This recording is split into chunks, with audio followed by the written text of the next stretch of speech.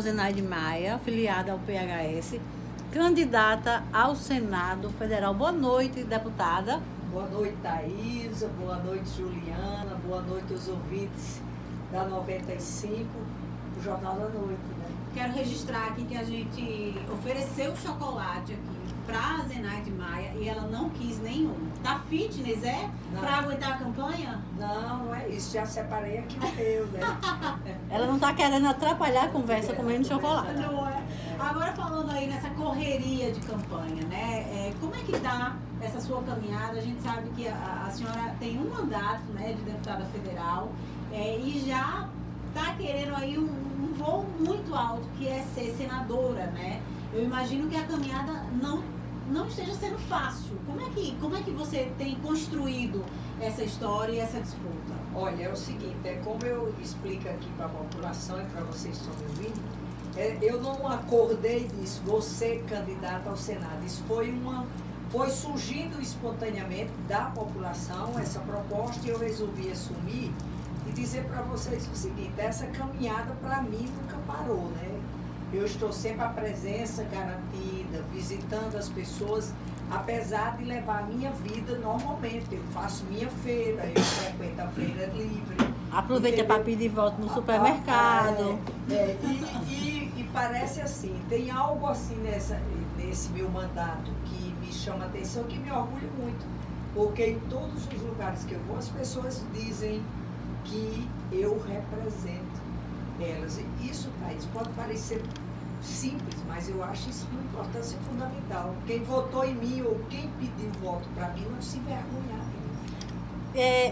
Você se sentiu chamada para ser candidata ao Senado. Como é que se deu essa ligação? Você era do PR, hoje você está no PHS, mas essa coligação se deu bem depois. Mas você era do PR, mas se deu uma ligação muito forte com o PT, com a senadora Fátima Bezerra, que hoje é candidata ao governo. Como é que foi que migrou esse projeto da deputada Zenaide Maia do PR para esse grupo que você participa hoje? Foi assim, quando cheguei em Brasília para o Congresso, a gente tem ideia do poder do Congresso, mas quando a gente chega lá, que vê que o poder é bem maior. E quando cheguei lá, isso foi uma coisa construída automaticamente, porque na verdade, quando teve o impeachment, somente eu e Fátima éramos contra, vocês viram porque eu votei contra, e quando era na reforma trabalhista, a gente também se identificou, foi uma identificação de defesa de trabalhadores, de nossas empresas, do nosso patrimônio. Então isso foi espontaneamente surgindo. Entendeu? Quando eu olhava para um lado e para outro, que quando eu via minhas opiniões, minhas bandeiras contra a emenda 95, que congelou em recursos possíveis 20 anos para a saúde, educação, segurança pública no momento desse. Então, foi normal a gente se identificar lá. Entendeu? Cada um com sua opinião. Vocês sabem que eu tenho uma opinião formada, mas no momento que era para defender o povo mesmo, quando eu olhava no Congresso, quem estava do meu lado era a senadora Fátima. Bom, eu já vou começar aqui as perguntas, tá, dos nossos ouvintes. O Henrique Câmara está perguntando assim: diante desse descrédito em que passa a política e os políticos, né, qual é uma nova proposta? A senhora tem uma nova proposta para que o povo possa confiar, né, acreditar aí em você? Olha, é o seguinte, eu acho que eu já dei um exemplo na Câmara. Eu tenho minhas bandeiras como saúde, educação, defesa do trabalhador, e que eles sabem que em nenhum momento eu cedi, mesmo quando o meu partido a nível nacional me suspendeu por um ano, diante dessas condutas que eu tomava, e eu digo o seguinte: estava certo com aquilo que eu defendi, contra esse aumento abusivo dos juros, que eu tenho uma emenda 90, uma PEC 160 de 2015, que limita os juros. E até hoje ele não conseguia aprovar, está na Comissão de Constituição e Justiça. Ou na gaveta. Ou na gaveta. E como eu assumi a bandeira da saúde, como médica de formação, saúde pública de qualidade, das pessoas com deficiência, que eu sinto orgulho imenso, porque eu aprovei como relatora, como autora, algumas leis que foram fundamentais para as pessoas com deficiência. Uma coisa que foi discutida ontem no primeiro debate dos candidatos ao governo, foi que os senadores e deputados federais do Rio Grande do Norte não teriam enviado nenhuma emenda para a questão da violência, que é hoje o nosso principal calo. Isso é verdade? A senhora, por exemplo, enviou alguma emenda ou algum projeto nesse sentido para combater a violência? A gente tinha projeto e a gente teve emenda de bancada, porque quando se fala de segurança pública, emenda impositiva é um volume pequeno. Segurança pública é uma coisa estruturante. E a gente sempre se viu numa situação, porque nós temos a questão da segurança hídrica. E tínhamos obra como a transposição do Rio São Francisco e a barragem de Oiticica. Então, a emenda de bancada, a gente tem que escolher duas impositivas, entendeu? E a gente sempre botou para estruturantes. E a gente tem uma emenda impositiva individual, de bancada individual, que dificilmente o governo federal executa. Mas a gente sabe, eu queria dizer a vocês aqui o seguinte. Eu costumo dizer que a gente não pode tirar a responsabilidade dos gestores estaduais e municipais, mas a gente não pode tirar a responsabilidade do governo federal. Na hora que o governo federal, Thaisa e quem está me ouvindo, botou na Constituição que durante 20 anos congelou em recursos de segurança pública, saúde e educação, porque como você estava falando aqui, a educação é a prevenção da violência. No mundo todo foi feito assim. Se a gente não educar nossas crianças, não adotar os pais por falta de condição, e se o Estado não adotar como é feito no mundo inteiro, é claro que o crime vai adotar. Essas crianças não têm oportunidade de dizer o seguinte: chamo a atenção da crueldade como foi aprovado o orçamento de 2017. Se vocês deram uma olhada, o orçamento geral da União, menos de 0,5% é para a segurança pública. E esse orçamento é a base para os 20 anos de congelamento. Você está entendendo? Então, esse crime que tem no Brasil não pode responsabilizar só o Estado e o município. Esse crime é federal. No país todo. Claro que eu não tiro a gestão. Não tira a responsabilidade de uma gestão, porque a gente tem estados vizinhos que estão no mesmo problema, mas que não estão tão arraigados no crime. Aí tem gestão no meio. Eu queria só ainda insistir nessa pergunta. O governador Robson Faria deu aqui uma entrevista no Jornal da Noite e também falou ontem no debate que não teve o apoio de ninguém da bancada federal para solucionar esse problema, tanto dos salários como da questão da segurança.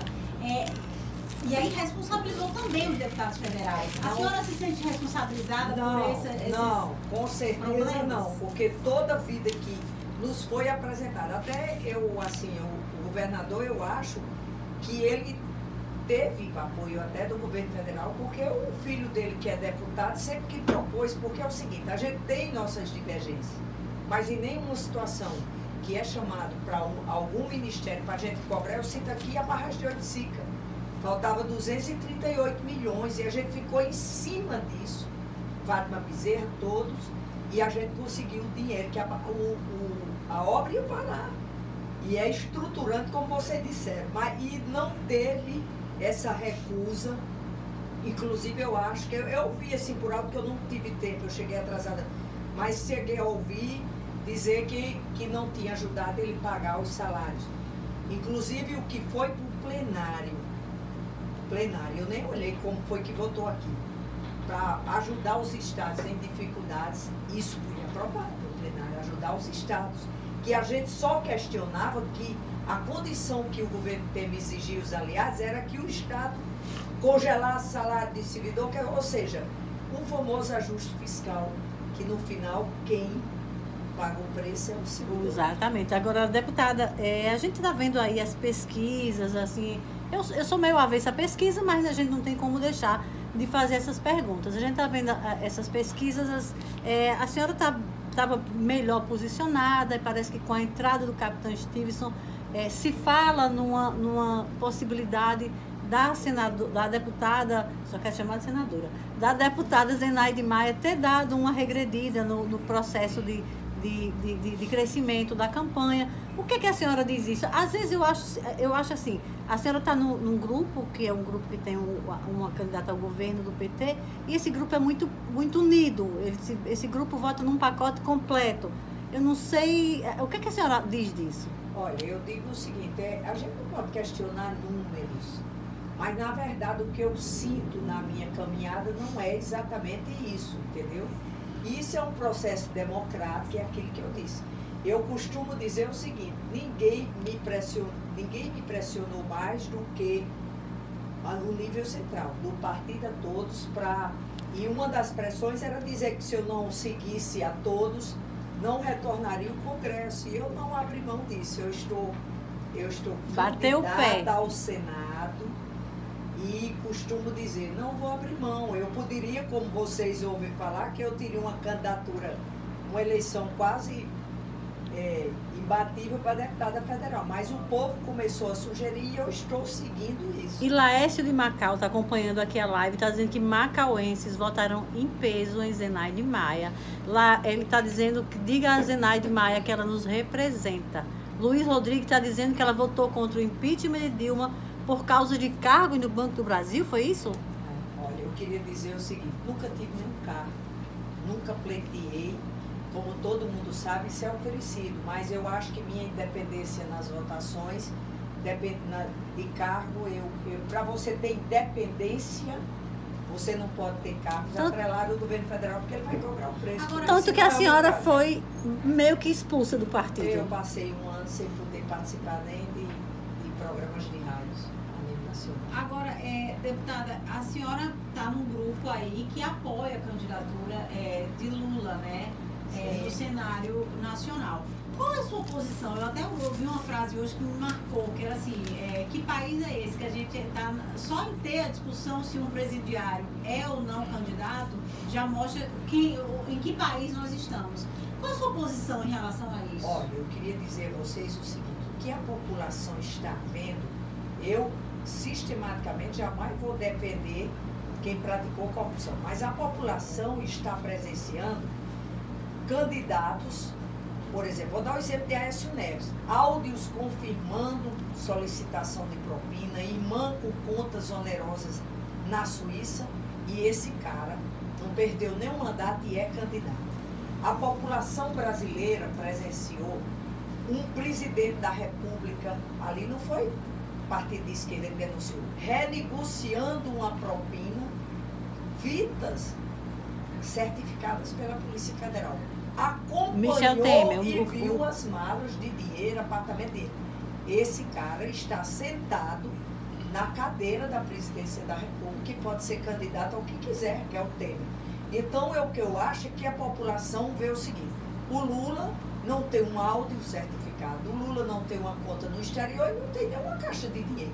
Então, o que é que faz alguém preso, além de um trabalho? Porque eu falo isso com a maior tranquilidade, Thaís, porque a primeira eleição do Lula eu não votei porque eu sou da universidade, fui votar no acadêmico Fernando Henrique Cardoso e a gente viu o que é que deu. Eu sou da universidade, ele acabou com as universidades. A gente naquela época tinha 60% dos leitos da pediatria ocupados por crianças com desnutrição grave. Então a gente tem que reconhecer esse avanço e dizer o seguinte, o povo brasileiro quer justiça, e justiça por igual. Se você, independente, por exemplo, esse contra a corrupção, eu sou a favor dessas medidas, agora para todos os poderes, né, Thaís? Exatamente. Eu sou clara em dizer isso. Então, o que faz alguém estar na cadeia e 60% a 70% aceitar são essas falhas, não usando a imparcialidade do judiciário. Isso é tão claro para a população que você ouve isso. Se tivesse algo que a gente vê de Temer ou de outros aí, com certeza a população não estaria desse lado. Eu não tenho nem dúvida disso. Agora, entendeu? Deputada Zenaide Maia, a senhora chegar ao Senado, quem é que vai defender? Qual vai ser, o que é que vai mudar de Zenaide deputada para Zenaide senadora? Bem, a gente sabe que o Senado representa o Estado.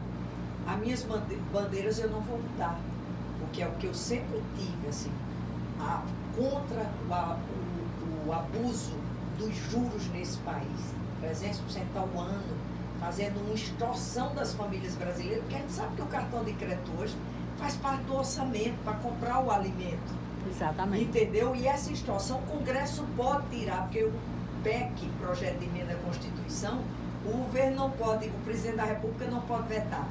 Manter essa luta. A senhora vai levar essa discussão para o Senado? Para o Senado.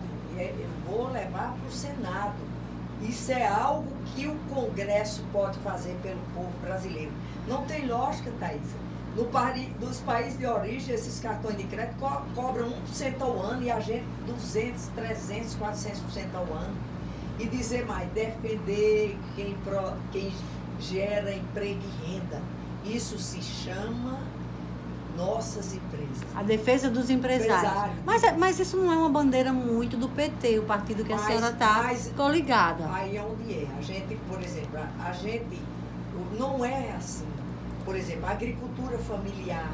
O que a gente quer é que o empresário, a empresa vai ganhar dinheiro. Agora que tem a inclusão social. Eu queria dizer aqui a vocês e quem está me ouvindo o seguinte, a gente sabe que investir na economia é importantíssimo, porque vai desenvolver o desenvolvimento econômico que gera o emprego. Agora, ao mesmo tempo, tem que ter inclusão social. Educação de qualidade para todos e não só para o grupo privilegiado, o melhor acesso à saúde para as pessoas não morrerem nos corredores. Tem essas bandeiras. As pessoas com deficiência e as mulheres. Eu sou da Comissão de Defesa dos Direitos das Mulheres e a gente fica batalhando cada espaço, porque a gente é menos de 9% de representação lá, apesar de ser 52% da população. A senhora é a única candidata ao Senado mulher, né, do Rio Grande do Norte. Tem Magnólia Figueiredo. Tem Magnólia Figueiredo, verdade, do Solidariedade. Agora, tem várias perguntas aqui, a Vanessa está perguntando, eu vou perguntar aqui um bate-bolazinho, porque a gente está bem apressado já de tempo. A Vanessa está perguntando se a senhora é contra ou a favor do aborto. Eu acho que o aborto que já tem na lei é suficiente.